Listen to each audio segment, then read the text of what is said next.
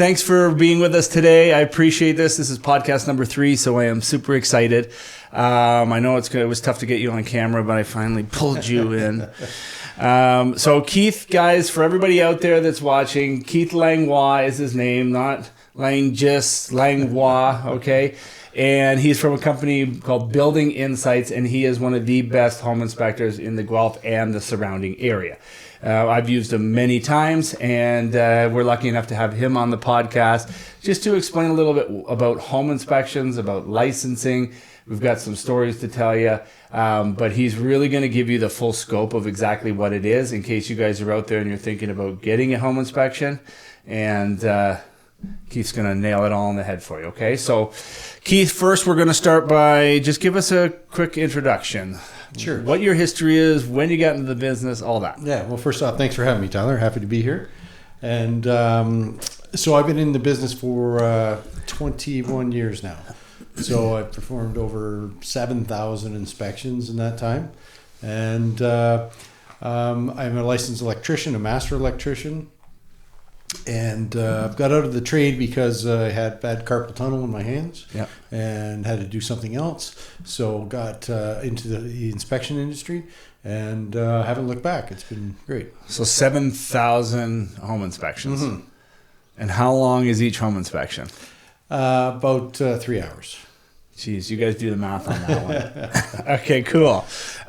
So you find that like being in the trades helps you out with a little bit of knowledge of houses? Absolutely. I mean, I've got a lot of exposure to construction and how the houses are put together and whatnot. Mm-hmm. A lot of renovation experience into existing housing stock as well. So, yeah, like I find when I got into the industry and still to some degree, you know, there's some less than qualified inspectors out there. Yeah. And I think, you know, the guys with trades are definitely got a hand up.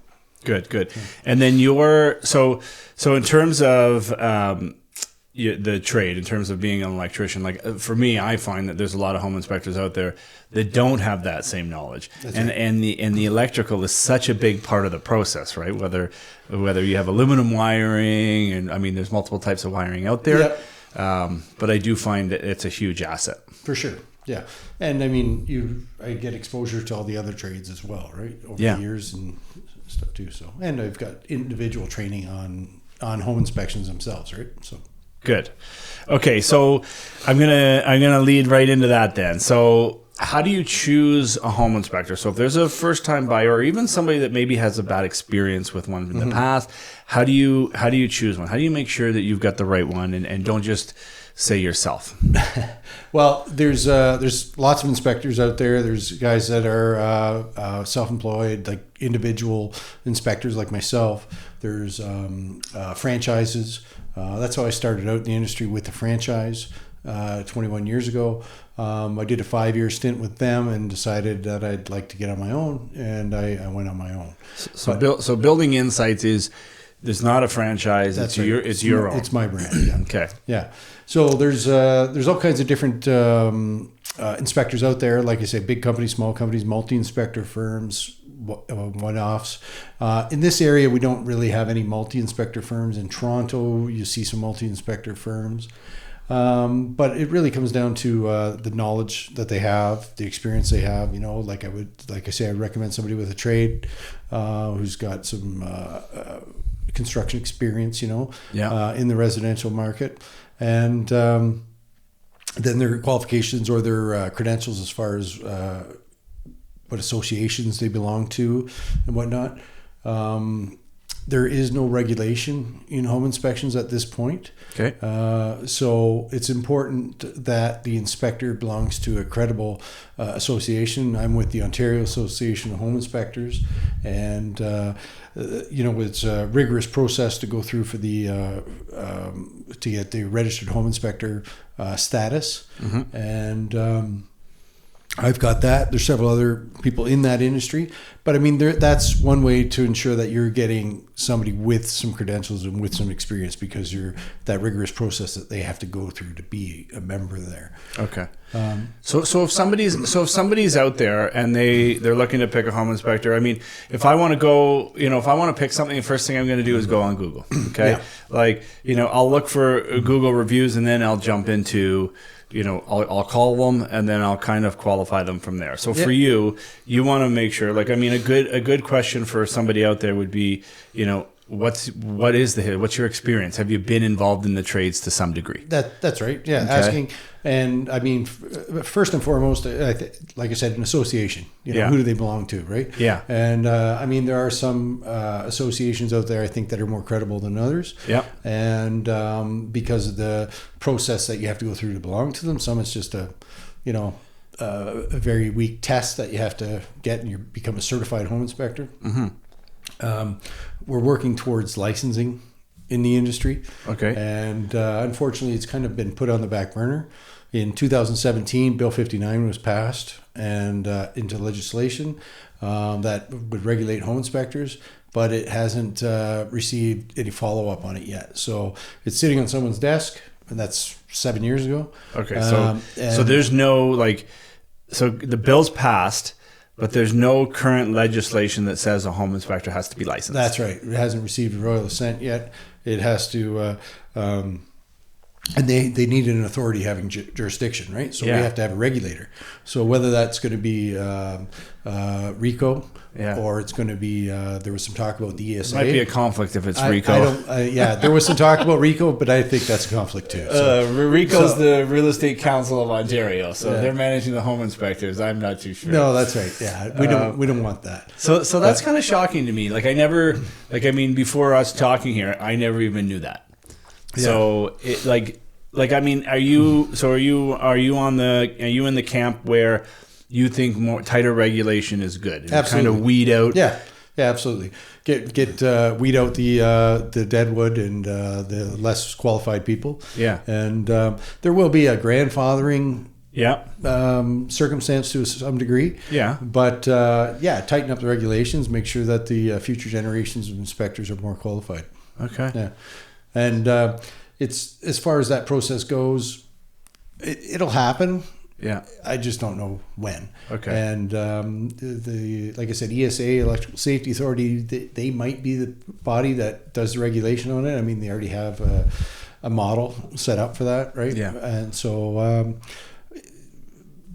there's still a lot of work to do to get to that point, though. But when they do, you think it'll get a little more legitimacy for the industry? For sure. And you're a big advocate of it. Yeah, absolutely. Fair enough. Okay.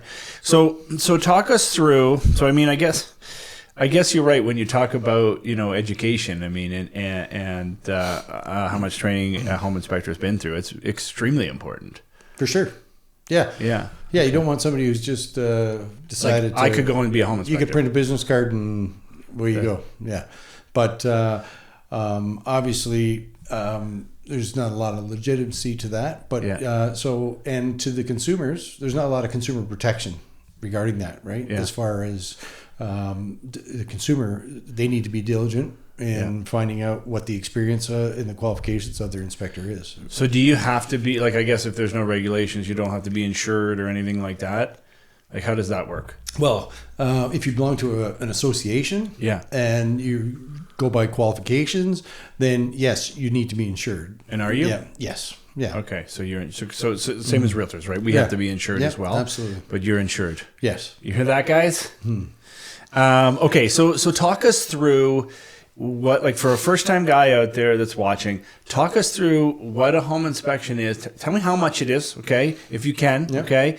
Tell me, what your process is. Mm-hmm. Tell me how, we talked about length, but, I mean, obviously it'll depend on what the house is, right? Yeah. And tell them, I guess at the end, tell them, what your specialty is and your service area. You might go a little further, you might not. Mm-hmm. I know you will for guys like me, right? Yeah. But go on. Tell us what an inspection entails. So someone calls you up. Yeah. So first off, the cost of a typical inspection, an average home would be, for me is $500. That's my base rate. You can probably find them in the range of $375 to $600 or $700, depending on the area and the inspector themselves, their qualifications, that kind of thing, right? And really what the area will bear, what the market will bear, right? Yeah, the saturation and competition. Exactly. Tends to be cheaper in Toronto because there's more saturation and a lot more competition and whatnot. Although that was kind of narrowed out through COVID. Yeah. You know, a lot of the guys are out of the industry now that were not well established and whatnot. And good, because as we have mentioned, but through the COVID, the inspection industry was pretty quiet, right? Because there wasn't a lot of opportunity for buyers to. I didn't talk to you for 2 years. Exactly. Yeah.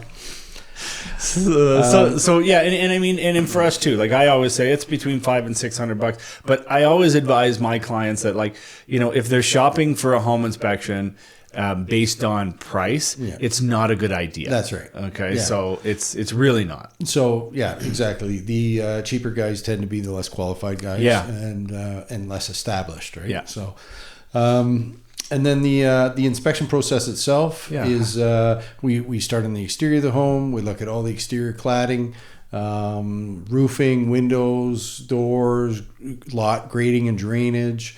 We look for any kind of structural indications outside, you know, or so that's basically where it all starts, is on the exterior of the home. So everything on the outside, everything around the perimeter. If there's any critters getting in, you can see the holes. You get up on the roof. If you can. Not everyone, but some roofs are pitched that we can see them well enough from the ground. Other roofs we do need to get up onto and see, but. Yeah, and obviously when there's snow on the roof, there's a bit of a limitation there. We can't do that. Just a side note: snow on a roof is a good thing, right? Well, it's indicating that it hasn't melted. Well, snow on the roof is a good thing if everybody else got snow on the roof. You don't want to be the only guy in the neighborhood with no snow on the roof, because that means you're losing heat, right? Yes. And you're melting the snow. Okay, good. Just for you guys out there, if you guys see everybody else have snow on their roofs in a subdivision and you're the only one, it means that there's heat loss. Anyways, that just or a grow up. Or a grow up. So you might be able to make some money. Okay, so you go around the exterior. Yeah, and we don't do any outbuildings, sheds, that kind of thing. You know, detached garages we'll do, attached garages. Certainly, we look for. We're testing electrical on the outside. Everything, make sure everything's GFI protected, and a lot of times we'll find electrical upgrades or installations outside that are not to code and are unsafe. And then we go into the house. We go to the basement. Work our way up from the basement, but we start in the basement looking for water ingress, any kind of structural indications, mold, mildew. Now, I should qualify that I'm not a mold specialist, and the home inspection is not, the purpose of it is not to identify mold, but certainly if I see conditions that cause mold growth, or I see any kinds of indications that there is mold, then I'm going to bring that to the client's attention for further investigation, right? Okay, so if you see something like you know, the M word, right? Like mold, mildew, I mean, whatever you want to, black mold. I mean, I've heard it all. I guess the bottom line is, I mean, you technically know it if you see it, but for you to really figure out, you need to get a separate test. That's right. Right. But you know, like, I mean, you know what it looks like, so you can tell them, listen, this is mold, appears to be mold, however you want to say it, but you need to get a mold specialist. That's right. So mold comes in a lot of different forms. It comes in pink, yellow, black, green, orange. You know, there's all kinds of different molds. So, and not everything that looks like mold is necessarily mold, but it usually is. Okay. But so we would recommend further investigation on something like that. We go through all the heating, electrical, plumbing systems, all the mechanical systems in the basement. In some homes, you know, we get into water treatment systems. Usually that would be in a rural property. So you do look at like a external well pump or a pressure tank. Yes, so we can't. The stuff in the house, we can't see the pump down at the bottom of the well or anything like that. We're not doing the actual well itself, but we're looking at the well equipment, like the internal pump, jet pumps and whatnot. We're looking at sometimes there's UV lights, water softeners, iron filters, things like that are in the home as well. So we go through all that kind of stuff. What about appliances? Appliances, I don't do appliances. They're not included in the inspection. Yeah. So that's not part of a general home inspection. Do you recommend, like we have some, like I've been through some home inspections where they'd recommend taking pictures of serial numbers on the appliances and things like that? Yeah, because I've heard a lot of times where they get switched out. Yeah. Right? They have a nice, Mealy appliance or whatever when you look at the house, and you come in and they got the 10-year-old or 20-year-old Kenmore when you get there, right? Yeah. So, So guys, what Keith's saying is that if you guys, like if you do a home inspection, right, he's inspecting the house and the real property, okay? The fixtures, but not the actual chattels on the property. The chattels, the fridge, the stove, the washer, and the dryer. So if they were to be in good working order for your deal, you want to make sure you'll at least try them out during that inspection. You can turn them on, but also take pictures of the serial numbers just in case there's no funny business and they weren't swapped out. Now, that might happen 1 out of every 100, but it does happen. Okay. Yeah, I don't think it's a regular thing. It's not an issue, but just to be aware. And then as we go through the house, we move up through the floors, whether it's a single story or 2-story home.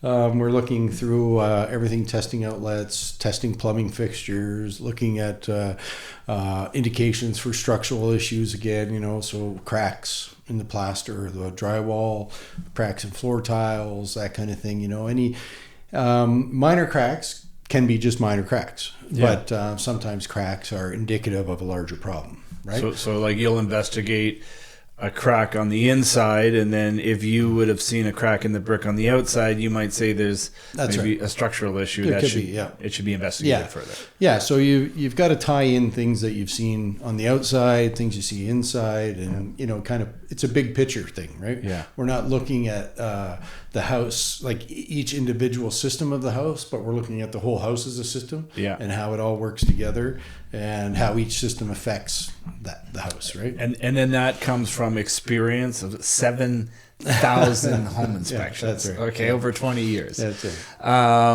Okay, so then I guess one of the things for me that I don't know how many years I've been using you for, but it's been a while because I know my mom was using you before. Yeah, that's right. Yeah. So one of the things that was kind of cool that you had a little trick, and if you could explain to everybody, with your flashlight, and then you turn the lights off in a house. So you'll like, I don't know. Yeah. You can explain it and just give someone a little tidbit that if they are in a house, like, because I've used it myself, it makes me look good, but just go through that. It's just the way you hold your flashlight. I mean, if you're shining the light across the wall, if you look straight on the wall, you don't see any defects. Especially with the light on. Yeah. Right. But if you shine across the wall, then you can see every defect in the wall. Like, whether it was a good taping job or whether it was a poor taping job, if there's been patching, that kind of thing, and then evidence of moisture. That's right. And in the basement, we like to look along the 2-foot line around there to see if sometimes you'll see a joint in the drywall at the 2-foot line. That means the basement's been flooded. And they've done an insurance repair. They've cut it out and repaired it, right? So then that gives you a little bit more insight as to, okay, what was the cause of the flood? Yeah. Has it been rectified properly? And Yeah, and for us it's good too because then I always think it's best to ask the questions. Like the more knowledge is key. So if you tell me, hey, listen, Ty, we've got 2 feet up. That's insurance code, right? Yeah. They just rip along the bottom, they pull off all the wet stuff, and then they repair. But you're right. Like, what was the cause? Was it if it's outside coming in and that hasn't been repaired? Now we got an issue. Yeah. If it was a faulty water softener or something like that was leaking, or water tank, now all of a sudden, okay, we know where the source was, we know it's been repaired, and then we're okay. Right. And sometimes we just have to rely on the homeowner for that confirmation to what, was it an internal source, was it an external source, what was the work done? And sometimes homeowners aren't always truthful in their forthcoming. Right. But I mean, you kind of evaluate what they tell you, and it doesn't make sense, right? And that's one of the reasons why you're here to begin with, right? Like we never, like as an agent, right? We never want to believe, like, I mean, we always have to account for it, but like we always want to believe, people want to sell their house. People are good people. But there's a reason why we have buyer due diligence, okay? And buyer beware. That we have people like you to be able to help put the pieces of the puzzle together. That's right. Right? Yeah, and basically the inspection is for the buyers to make an informed decision, right? Yeah. So they can look at all aspects of the home and know what they're buying, and be informed of whether they're going to have to put more money into the house or so not. When you finish the inspection, do you go up into the roof cavity? Like, can you squeeze up there? Yeah. So there is the odd situation in older homes where they have very small hatches, or they're in a closet full of shelving or something, where we can't get fully in. And we have to use a camera, that kind of thing. But I'd say 95% of attics I get into. What are you looking for in an attic? We're looking for any kinds of anything that shouldn't be there, right? So we're looking for structural indications, roof structure, make sure it's all adequate and in good shape. We're looking for signs of leakage, either past or current leakage, water stains, rot, decay. We want to make sure the attic is properly ventilated. So there's lots of air moving through the attic to keep the attic space cool.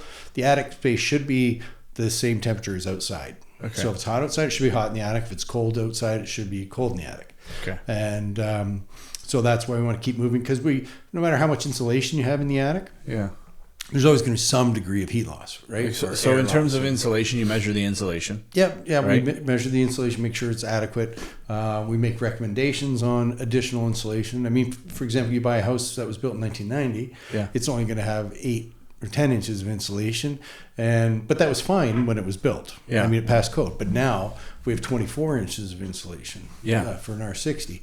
So I would recommend upgrading the insulation. It's not a must-do, but certainly would pay off over time. It would pay itself back in heat loss, make the house more comfortable. So what's the biggest, and I'm going to touch on that in terms of code and all that in a second. But what's the biggest thing you're seeing in the roof cavities themselves these days? I'll tell you what I'm seeing, but I just want to see if it's the same. So like I say, lack of insulation is one of them. But mold, I think, is the one you're thinking of. We see mold in the wall cavity or the roof cavities.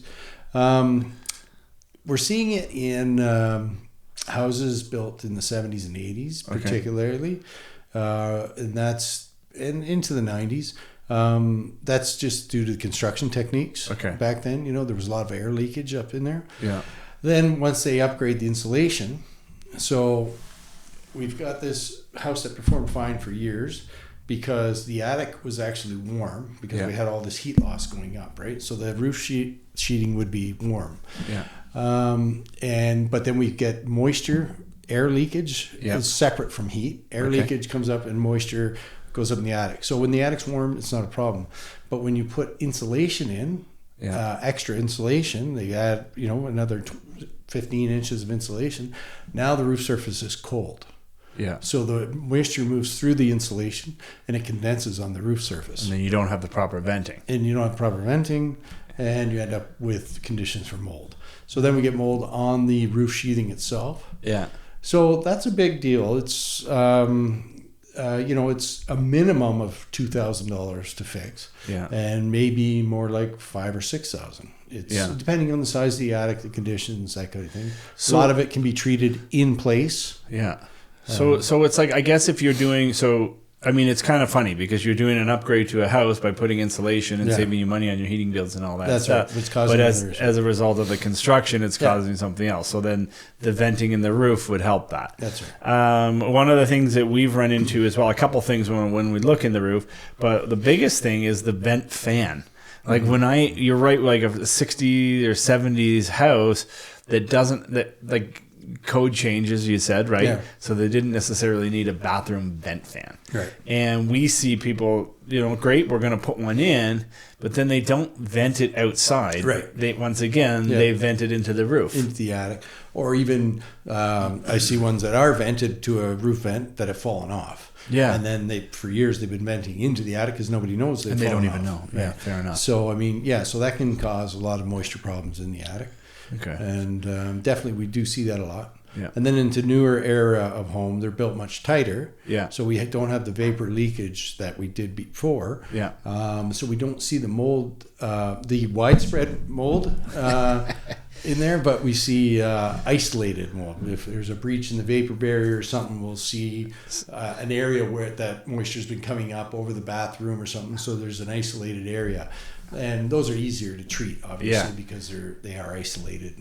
And I mean, it's good too, because the list of stuff on your report does give people items to do, throughout their ownership, right? That's right. Yeah. Back to so in the roof you have the mold. You talked about repair the mold. Like when I first started, it was like everybody's just get some bleach and wash it off, and we know now that bleach doesn't wash it off. But now they do have products that are guaranteed, right? Yeah. So there's different products available, different companies. So there are several companies that will treat attic and mold. Mold and attic. Yeah. And they treat it in place, and processes are different. Some are a spray-on application, and which neutralizes the mold. It cleans the wood and takes away the appearance of mold, right? Yeah. And they do some pre and post testing and mold testing to ensure that it's done, and they come up with a guarantee, some are 5 or 10 years. Yeah. Others use abrasive methods where they go in and they do a dry ice, or they'll do a wire brushing of the roof, which is not, in my opinion, not a good way to go. I mean, disturbing the mold, then you've got to have all the insulation removed from the attic as well, and then replaced. So if you see code, like for instance, like we'll go through your house that was built in 1900, okay, and it's like 2-story double brick, but then you see the basement stairs are like right, like how do you explain code to somebody that says it's not up to code, but the house was built in you can't possibly. Yeah. So first off, we don't do code inspections per se. We're not there to find, does it meet this code and that code. We're there for this functionality and safety of the house and that kind of thing. But certainly code is not retroactive. Building code is not retroactive. Okay. So a house was built in 1950. Yeah. It doesn't, just because the code has changed, it doesn't have, nothing has to be brought up to code. Yeah. But if you do things, you finish a basement, it has to be brought up to today's code. Yes. Or the renovation has to be done to today's code. Okay. But nothing else in the house would have to be brought up to code because code is not retroactive. So the steep stairs, that's the way they were. Yeah. In 1900, there was no building code, right? Yeah. It was just, they just built the houses. What year did the building code come in? I believe it was 1950. 1950s. Yeah. So I mean, and then to go with that for us as well, there's in those stairs there wasn't any railings going down there, or railing heights on decks were a little too short, right? So I guess you'll advise if there is a building code, there's something against the building code. Well, if there's no railing or the railing's too short, and just because it met the code when it was done years ago, I would still advise putting a railing. Safety items we're still going to make recommendations, right? Safety, right? So we don't want somebody flipping over a railing. Second story railings are often very short. So if you or I, we're tall, we lean over, we're going to be we're going to teeter over that, right? Yeah, so, fair enough. Okay, and then I guess going to so. The inspection, I guess you're looking at the inspection. Tell us about the limitations of an inspection. Yeah. So the first thing I always do is I try to manage my clients' expectations, right? Okay. And Get out of here. Me too. Right off the bat, we've got to explain that this is not the be all end all, right? There are limitations to an inspection. It's a visual inspection. Yeah. I mean, we do have some, devices we use that help us through it, but it's still a visual inspection, right? And so we can't see through walls. We can't tear the walls open. So we do have specific limitations in the inspection, right? Yeah. So that's where experience and knowledge comes in, seeing things that will indicate other things, right? So looking for indications of a bigger problem, that kind of thing, right? And putting that on the report, like putting it into a report, yep. Or we see conditions in a basement, say in a concealed wall. I mean, there can always be things hidden inside of wall cavities. We don't know for sure. But if we see a stain on the baseboard, or perhaps we find some moisture on the wall cavity, then we're going to recommend some further investigation to that. But also we try to piece it together with what we've seen on the outside. Is there a foundation crack there? Is that a possible cause of the moisture, that kind of thing, right? Yeah. So then in terms of the buyer, you'll let the buyer know that. Have there ever been any circumstances where a buyer is like, I know you said this, but then after the fact, something kind of comes up? Yeah. So, I mean, like I said, we can't identify everything, right? Through a visual inspection. We're there basically a snapshot in time. We're going through the house in a couple hours. Yeah. And the conditions change. Yeah.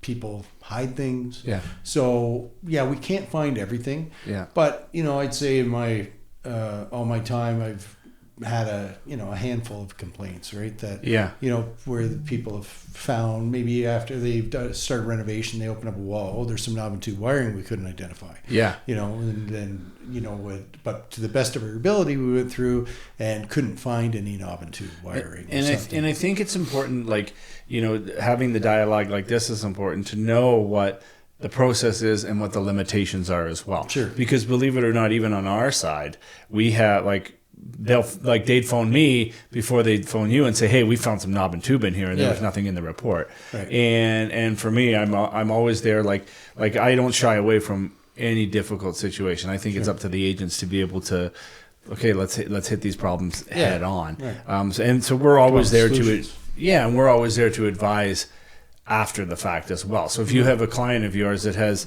an issue or even a question after the fact, are you open for a phone call? Yeah, absolutely. I always tell my clients, for as long as you own your house, call me. Call, email, I'm always available, right? Yeah, see, I love it. Okay. Yeah. So. All right. So, and I mean, and exactly. And as a realtor too, just to touch on, at the beginning of this, we talked about how to pick a home inspector.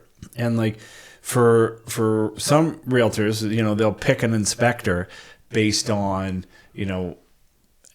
more of, I guess, their view of the house overall, and not, they'll pick an inspector based on pushing a deal together per se, versus an actual inspector that will, write down all the issues, and then we can make a decision that's really informed. So for me, when I have a client of mine, right, and we never want them to feel that way either. So I always, here's a few home inspectors, here's who I would recommend. I think he would be perfect for the job, and then go from there. But I always encourage them to call you, and then they can ask your questions. What are the qualifications and what's your background? Exactly. Yeah. Right? Yeah. And in reality, very few people delve into that. Yeah. What are your qualifications? Most people are just calling and booking, or the booking online. Yeah. I mean, my qualifications are on my website and everything as well, so that helps too. But most people don't do their homework. They don't do as much as they should. They should know more about their inspector than they do. Yeah. Yeah. And I think too, with the, a lot of people, you focus on, what the price is, but and the inspector, but the asset that you're buying as well, right? It's you want to make sure that if you have a car, you've got decent tires that you're going to ride on. That's and I think And I think that's really important. I think, for you, okay, one of the reasons why I'd pick you as a home inspector is because you're a bit of a pain in the ass. You're like, every little thing you'll write down, but the difference between just writing them down is that you'll explain them. So like you would explain something where, like we talk about building code, right? Or is this common for this age of house? Because that's important, because if a buyer's in a particular price bracket and they know that they're going to have a house that needs some work in a particular area, a lot of the times these houses that they're looking at are similar age and similar conditions. So like one won't be much different from the other one. That's right. So it's important too that they have everything and then they make an informed decision based on that. That's right. So I rather than just say, okay, here's the problem. Yeah. And then walk away. Here's the problem. Explain why it's a problem and how it happened, and offer solutions. Yeah, he's a good pain. He's a good pain in my ass. But exactly. So let's flip the script on that one. Okay. So realtors, like in terms of home inspections, yours is one of the most thorough inspections that you can get. Okay, and that's just from my experience, and I'm on my 15th year in real estate.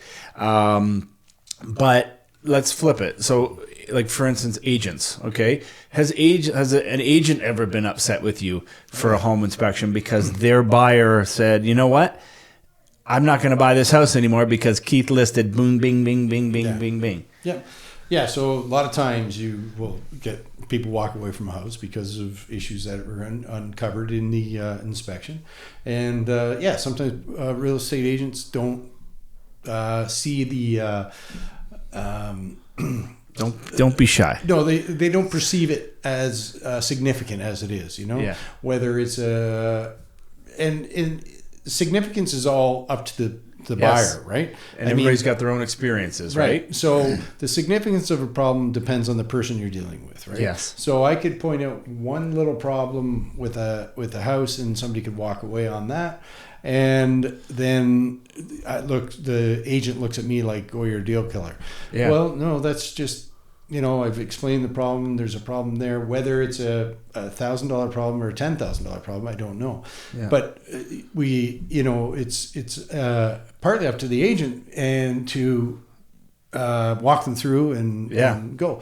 But if somebody doesn't want to buy a house, they don't want to buy a house. Is a deal killer like a term in home inspecting industry? Yeah. Okay. So some inspectors are known as deal killer, and among certain realtors, I'm probably known as a deal killer. Okay. But I do think I have a pretty good reputation. Yeah, I would agree with you, and to some degree, you want that. Like I think it's important that personal experience. Okay, for people out there, okay, like for first time guys, if you guys are listening, okay, the personal experience not only from you but your parents, right? Like, because I find parents are like, what about they're pointing everything as if they think there's a problem already and someone's trying to hide it, and rightly so, because they want to be able to protect their kids. That's right? And there is this inherent parental right that they come in and I think it's important for us to have an open dialogue on that. Sure. So like, for instance, if you find mold in an attic, we know now that we can repair that you have, they have a warranty, they have a transferable warranty most of the time,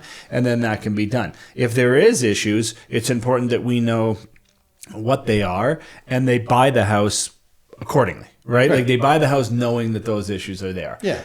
Whether they're compensated or one way or another, right? Yeah. So, and I guess, and that jumps, whether, from a deal killer also to agents that say, well, geez, home inspections are, you only look at them from the top. You can't see through walls, and they're not as necessary. They're just a way to chip down the price. Yeah.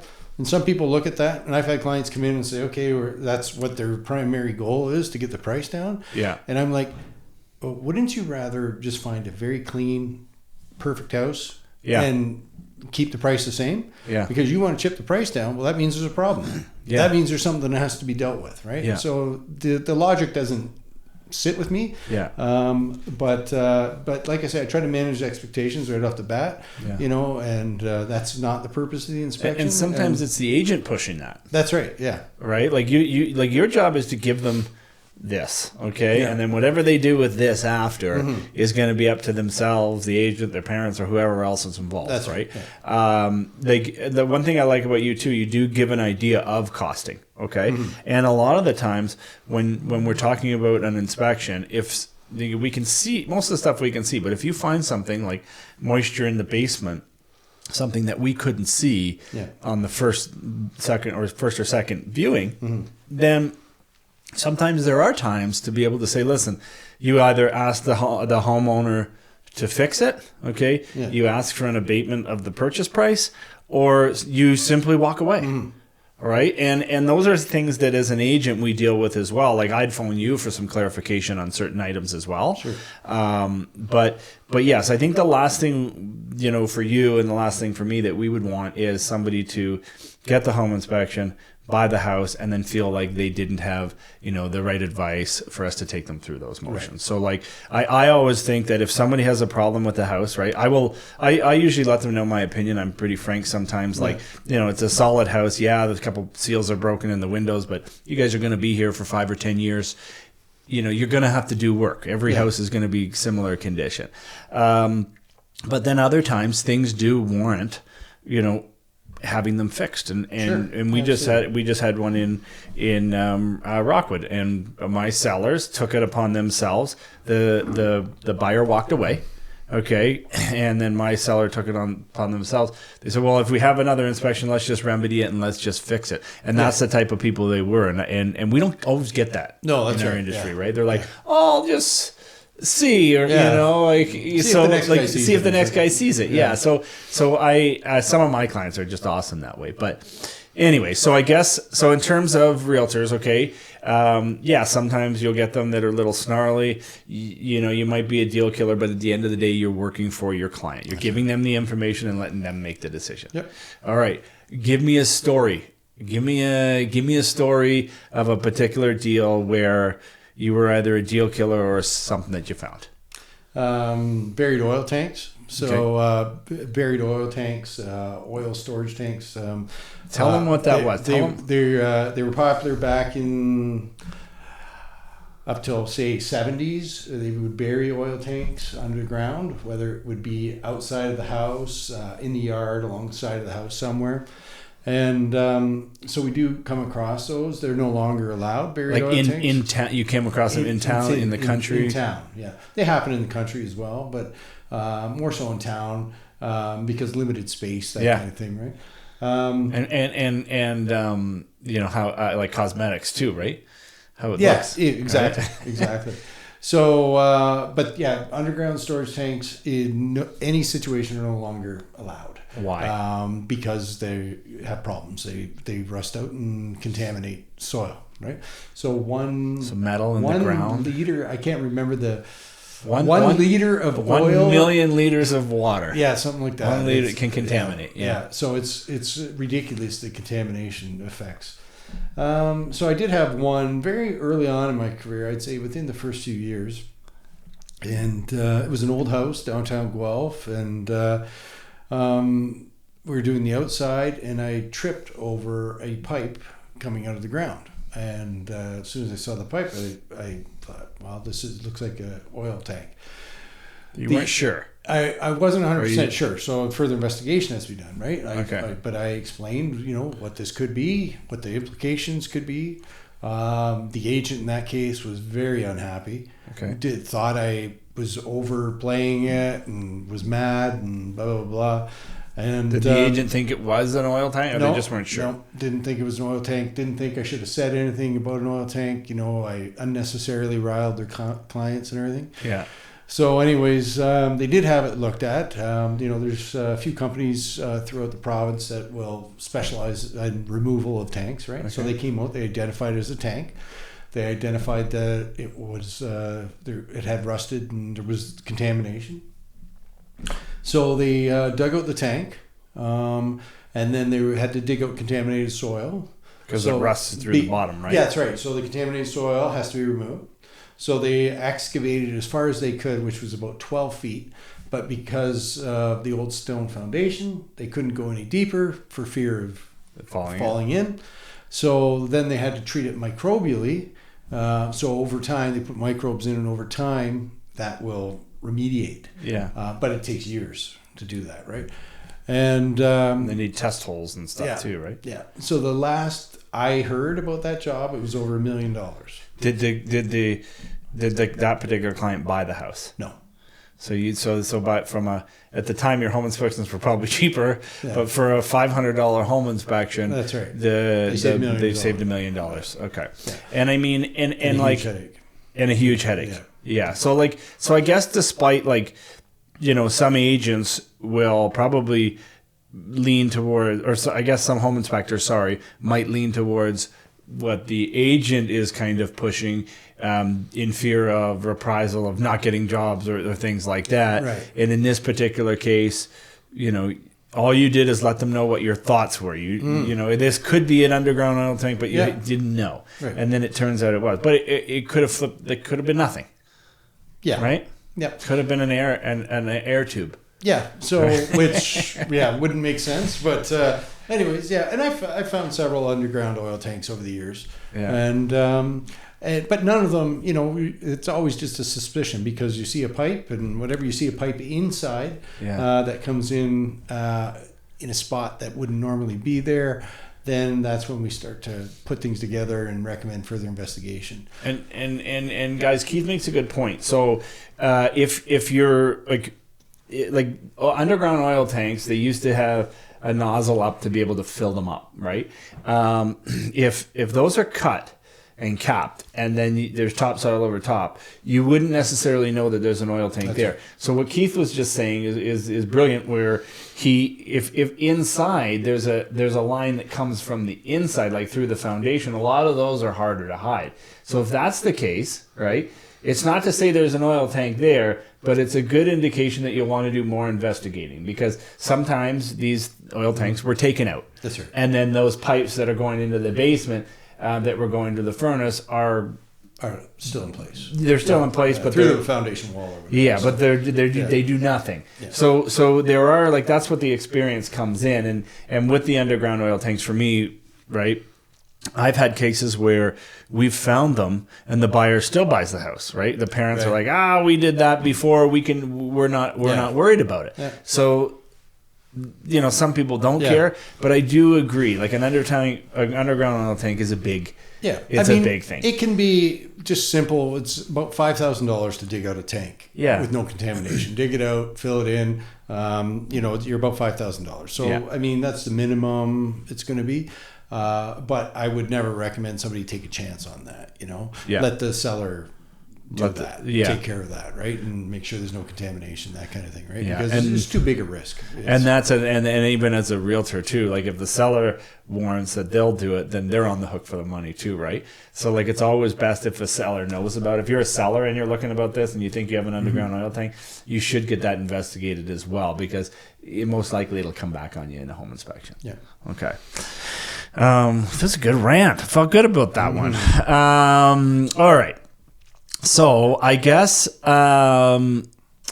since you started, what are some of the tech that you're seeing come out from when we had home inspection? First off, it was, you might have a little bit of a poke to see if the windows are mushy on the outside, if they're wood casing windows. But what are some of the new things? I love we're here. I love tech. Yeah. I think that it coming into the industry is awesome. So, give us some idea of what you use on a daily basis, what's coming, what other people are using, things like that. So, when home inspection started in 1970, they're probably using a flashlight and a screwdriver, right? Yeah. And that's about it. Walking around doing visual inspection. Over time, as they became more popular, whatever standards were put in place, right? Yeah. Standards of practice through associations and whatnot. And they've kind of evolved over the years. People get more tech savvy, that kind of thing. We got into moisture meters, right? Yep. So the first moisture meters were pretty crude and worked okay. Now we have some pretty good moisture meters, that work very well. What do the moisture meters do? Moisture meter detects moisture. Okay. So basically, there's a pin type and a pinless moisture meter. And pin type would be to actually insert the pins prongs, into a wall or a piece of wood, and it'll tell you what the moisture content is.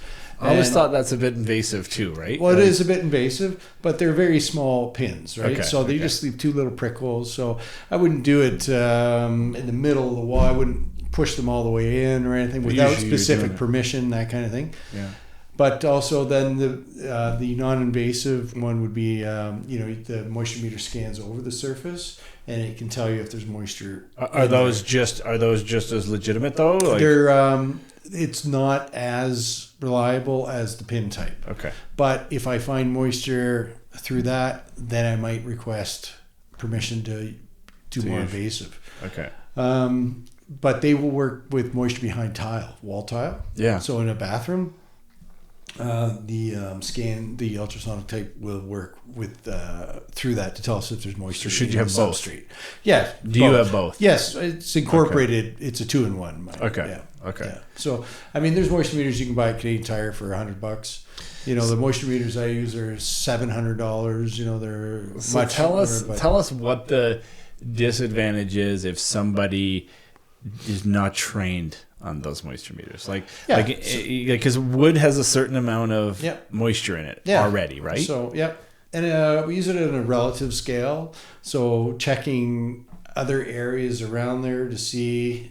So we don't necessarily moisture meter doesn't have, or this moisture meter I use doesn't have numbers particular. It has a lit scale. It goes from green to red, but you also have to be aware of what surrounding areas are. There's going to be a certain level of moisture or dampness, humidity in wood baseboard wall cavities in a basement kind of thing, right?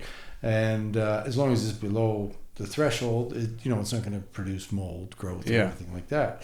So you do need to know what you're looking at and relative to the surroundings. The other thing is infrared. Okay. So thermal imaging, right? I love that. Yeah. I just like every time I do like the smiley face on the walls to show people the heat signature, right? Yeah. So infrared is a thermal camera which creates an image based on surface temperature. Okay. So has no visual light, has no effect on the image. You can do it in a dark room, a lit room. You're going to get the same image because the image is based on the temperature of the surface. So if we had, for instance, if I put my hand on the wall like that and I shot the camera on it, that would show my handprint perfectly. Leaves a heat signature. Leaves a heat signature. Yeah. So when you're talking about training, the thermal imaging in training is very important. Yeah. Because it could be misinterpreted. The results or the images can be easily misinterpreted if you don't know what you're looking at. How so? We see we use it to identify moisture, but it doesn't identify moisture. It identifies temperature. Okay. So, but if a wall is saturated with moisture, it's going to show a different temperature. So a wet surface is going to radiate a different temperature than a dry surface. Okay. But also, an air leak behind the wall, or missing insulation, can show the exact same image, but not be moisture, right? Yeah. So you have to know. So how would you distinguish? The shape of a moisture indication is a little bit different, and you can usually tell. I would definitely follow up with a moisture meter to ensure that, to qualify my findings. And then you'd look on the roof or the outside of the wall, so you, like as you said, it goes on it's a full package, right? That's right. It's a full system. Yeah. So you can buy a thermal imaging gun at Canadian Tire. I'm gonna buy one.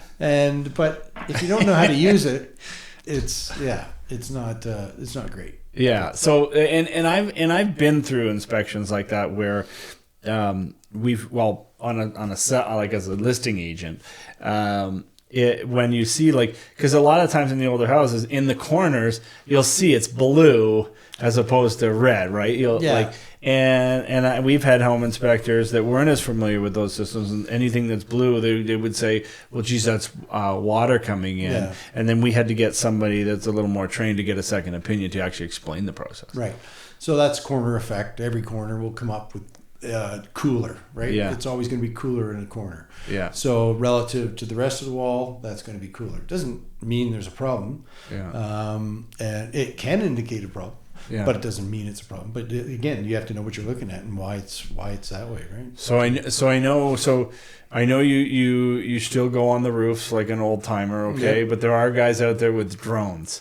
Have you thought about a drone? I haven't used a drone. I don't. Yeah. I think looking at it firsthand is the best way to do it. Yeah.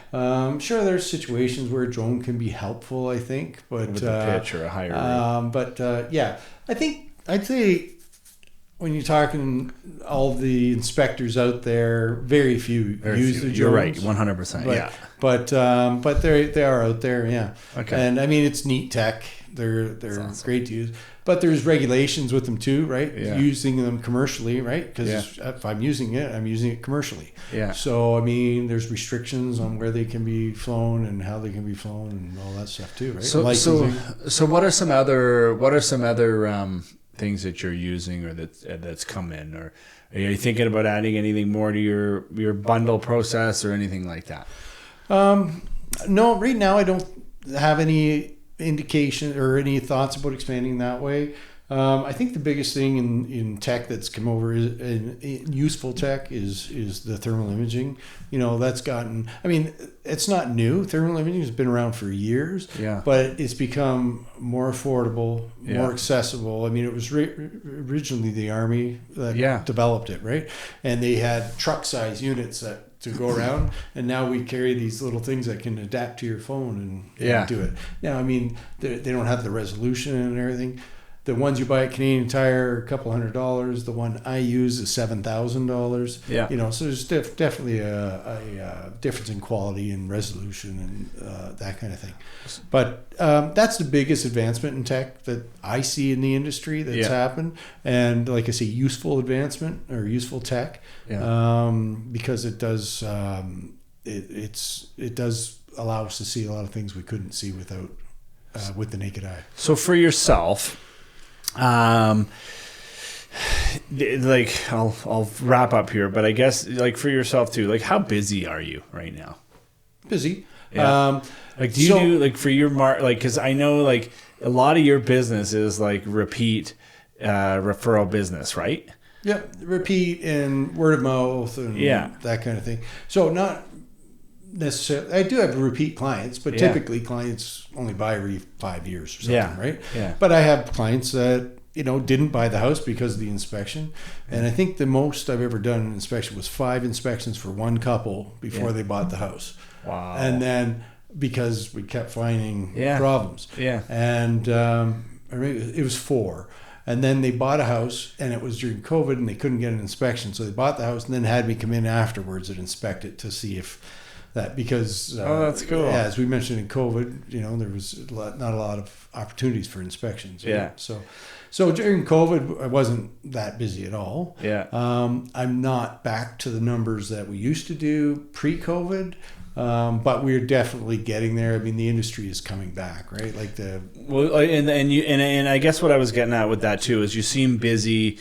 Like when we call, you're like, okay, I can do it this day. I can't do it this date, or and I mean, if you guys are out there too, that's a good indication as well that if a home inspector is busy, like I don't see you, you're not plastering your face on a truck like me or a billboard or anything like that. So like you're busy based on, you're right. Repeat, referral, word of mouth.